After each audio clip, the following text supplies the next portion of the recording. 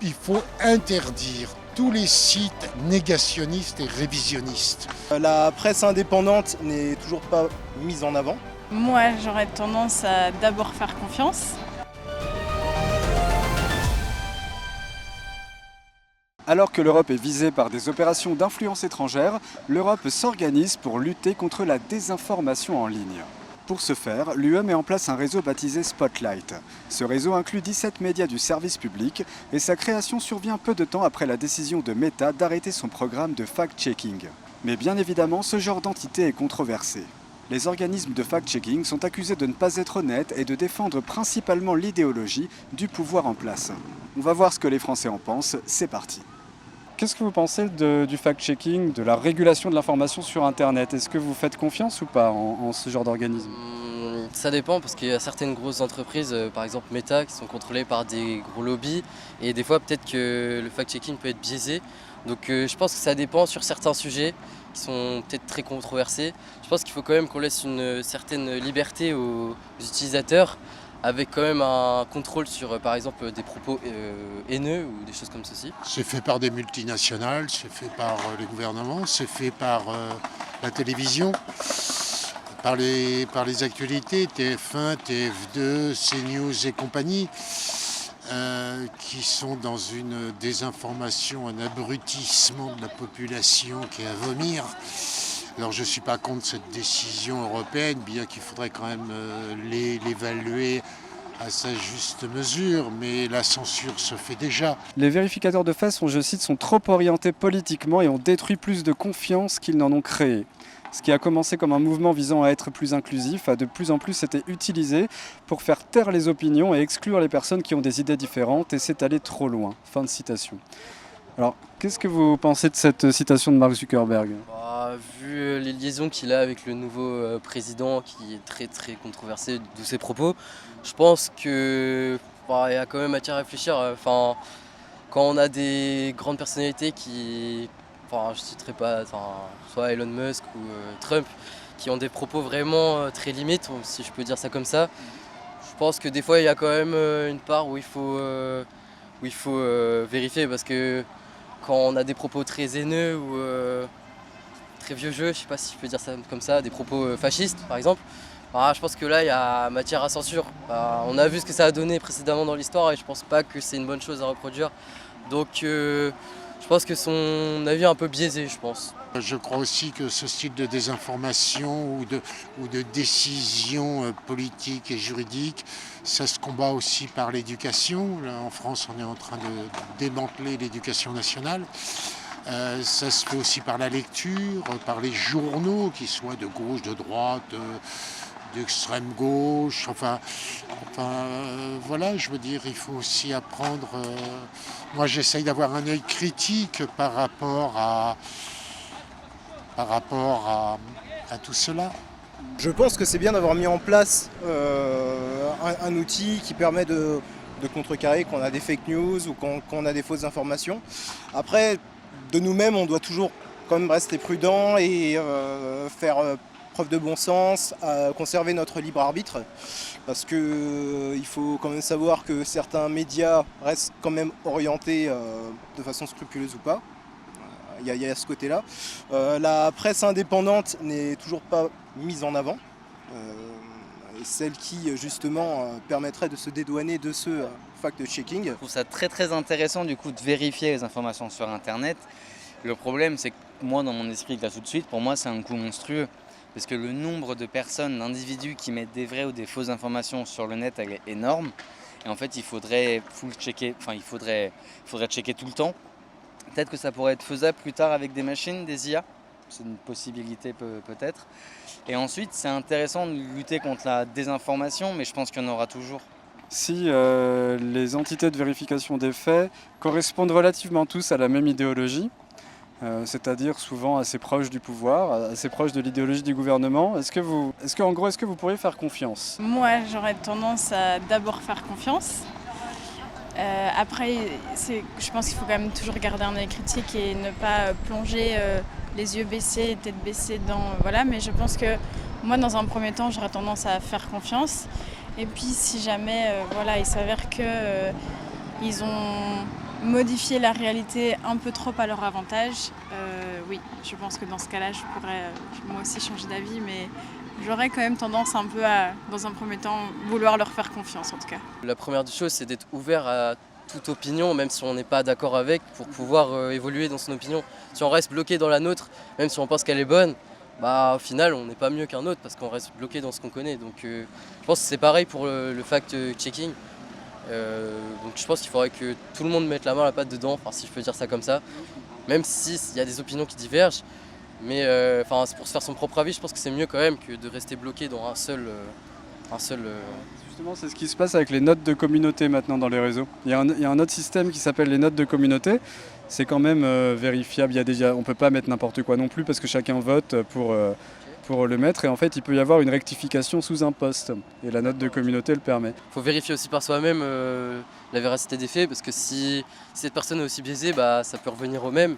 Mais aussi, ça permet d'avoir une autre opinion. Par exemple, comme vous dites, les grands groupes qui font leur propre truc. Des plus petites personnes qui ont moins de voix, moins de visibilité peuvent peut-être apporter leur touche de vérité, si je peux dire. Donc en vrai, ça peut être intéressant, mais faut vérifier quand même. C'est un peu culturel. C'est un peu culturel dans le sens où, je ne sais pas si on peut dire que nous, Français, on est forcément les exemplaires en termes de neutralité, en termes de mea culpa, en comparaison avec d'autres pays, hein, les pays scandinaves par exemple. Après oui, ça reste toujours très inquiétant que ce soit des médias orientés hein, qui ont le monopole de la diffusion de masse. Ça revient un peu à ce que je disais par le passé. La presse indépendante, elle, a un coût, a certes une véracité, fait preuve de plus de neutralité que la presse publique à laquelle tout le monde a accès. Et justement, les leaders de cette presse publique sont majoritairement orientés. Est-ce que quelqu'un qui émettrait du coup un parti d'extrême droite, un parti de centre et un parti d'extrême gauche, si on compare les trois, au final, imaginons que l'organisme soit contrôlé par un extrême, gauche ou droite, en fait l'autre pourra plus difficilement voir le jour. Donc globalement, vous, a priori, vous auriez plutôt tendance à faire confiance aux organismes officiels En fait, si jamais c'est officiel, que ça garantit du coup la véracité de l'information, je ne peux pas en douter. Après, si jamais là, dans ce cas-là, si là il y a un problème, je pense que le problème il est beaucoup plus profond dans la société que ça, monsieur. Est-ce que vous seriez d'accord pour qu'on laisse faire des informations même si elles sont fausses, en gros qu'on s'en fiche et qu'on laisse les gens trier par eux-mêmes plutôt que de chercher à contrôler? Qu'est-ce que vous en pensez de ça? Moi, la seule chose sur laquelle je suis entièrement d'accord, c'est on n'a pas le droit. Il est interdit de faire de la vulgarisation sur ce qu'a été la Deuxième Guerre mondiale et les camps de concentration, les camps d'extermination. Je suis en train de relire le livre de Joseph Kessel, L'Armée des Ombres. Il faut interdire tous les sites négationnistes et révisionnistes. Parce que les jeunes se font, par ignorance, hélas, par non-information, se font manipuler. Quand je vois qu'à Paris, il y a quelques jours, il y a eu une manifestation d'extrême droite qui chante des chants hitlériens. Ah oui, c'est le comité du 9 mai, oui. Oui, c'est à vomir. Des dizaines de milliers de Français, des centaines de milliers de Français ont fini dans les fours crématoires. Des dizaines de milliers de résistants ont été fusillés, torturés par le régime de Pétain, par la Gestapo. Alors moi, je ne suis pas issu d'une famille qui a été dévastée par l'occupation, mais quand je vois ces mouvements-là, il y a de quoi être inquiet. Moi, je vais avoir 73 ans, ça fait 20 ans qu'on a en France des négationnistes, des révisionnistes.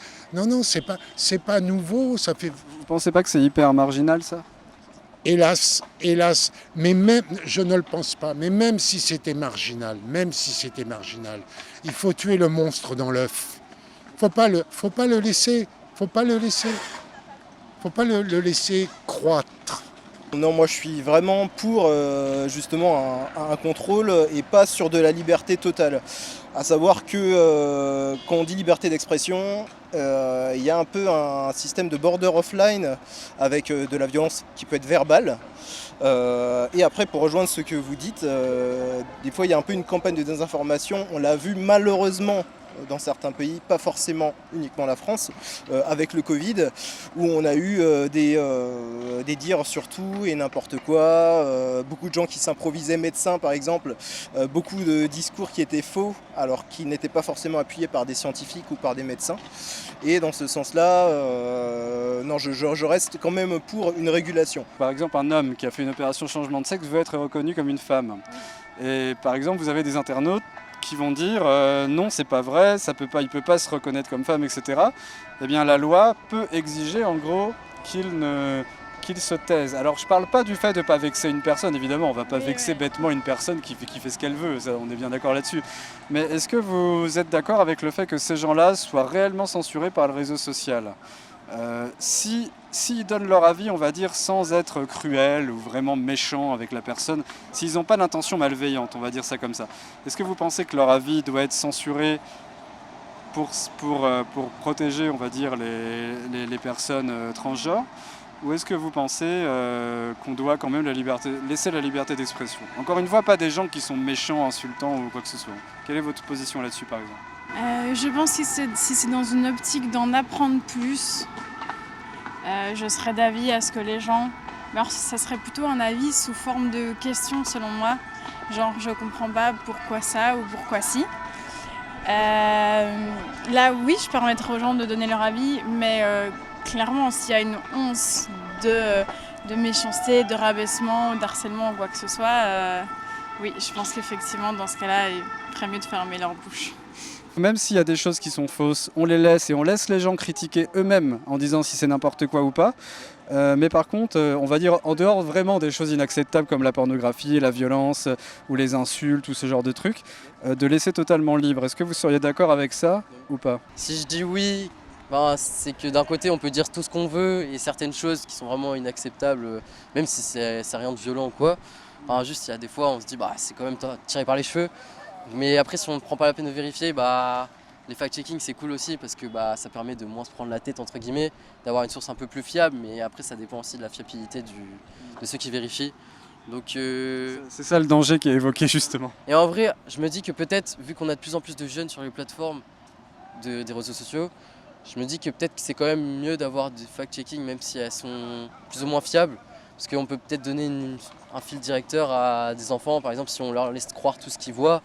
Après c'est aussi au rôle des parents de faire leur boulot, mais je pense que je pencherais peut-être pour plus un fact-checking, même si des fois il faut vérifier, mais c'est peut-être en fonction des enfants qui sont potentiellement dessus, vu qu'il y en a de plus en plus. Il faut laisser la liberté d'expression, même des expressions qui sont dangereuses pour notre société.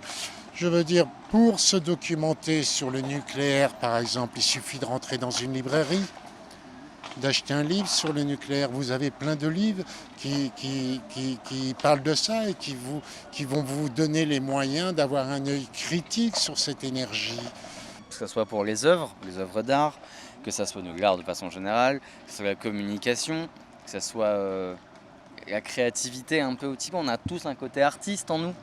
Et si on a envie sur la toile de faire ce qu'on veut, on peut, tant que ça ne porte pas atteinte à d'autres personnes, comme tu l'as dit, information, violence ou autre évidemment. Non, j'en suis totalement d'accord et je trouve ça très intéressant, une énorme bac à sable. Où tout dans le respect, on peut faire ce qu'on veut dessus. Ok, ça marche. Donc du coup, tant que c'est pas malveillant, tant qu'il n'y a pas de haine, etc., liberté, ok ? Exactement. Il y a 3 choses qui sont interdites dans la vie au niveau de l'information. C'est faire de la propagande pour ce qui est le meurtre, faire de la propagande pour ce qui est le viol, faire de la propagande pour ce qui est la torture. À partir de là, ça c'est strictement interdit, c'est les premières lois de la vie. Après le reste, il y a plein de librairies.